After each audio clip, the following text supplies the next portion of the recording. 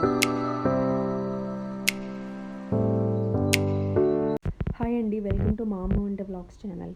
దేవీ నవరాత్రులలో భాగంగా కొబ్బరి అన్నం నైవేద్యంగా చేసుకొని మనం అమ్మవారికి సమర్పిస్తూ ఉంటాము.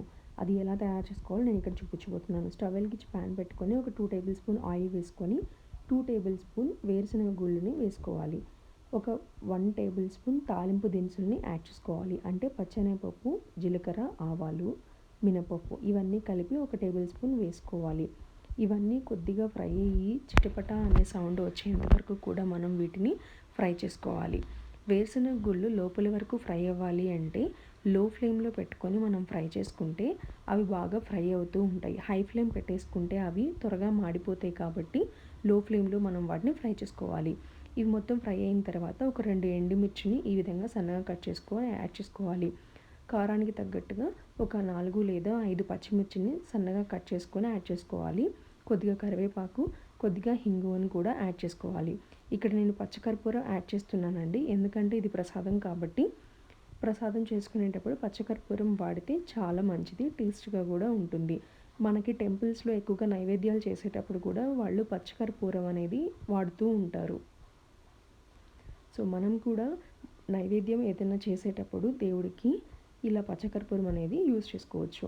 తాలింపు అంతా కూడా కొద్దిగా ఫ్రై అయిన తర్వాత ఒక కప్పు ఎండు కొబ్బరి తురుమును కానీ, పచ్చి కొబ్బరి తురుమును కానీ మీరు ఏది తీసుకున్నా పర్వాలేదు, ఒక కప్పుని ఈ విధంగా తురుముకొని ఈ పోపులో యాడ్ చేసేసుకొని ఫ్రై చేసుకోవాలి.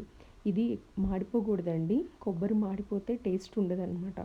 సో కొబ్బరి కొద్దిగా అంటే దానిలో ఉండే వాటర్ కన్సిస్టెన్సీ ఎవాపరేట్ అయ్యేంత వరకు ఉంటే చాలు, మాయిశ్చరైజింగ్గా ఉంటే సరిపోతుందన్నమాట. కొబ్బరి మొత్తం కూడా ఈ విధంగా మనం ఫ్రై చేసేసుకోవాలి. ఈ కొబ్బరి ఇవన్నీ జరిగేటప్పటికి మనం ఒక కప్పు రైస్, కొద్దిగా సాల్ట్ వేసి ఒక టేబుల్ స్పూన్ ఆయిల్ వేసేసుకొని పొడి పొడిలాడుతూ మనం ఆ అన్నంని ఉడికించుకోవాలి. అలా ఉడికించుకున్నటువంటి అన్నంని ఈ విధంగా మనం యాడ్ చేసేసుకోవాలి.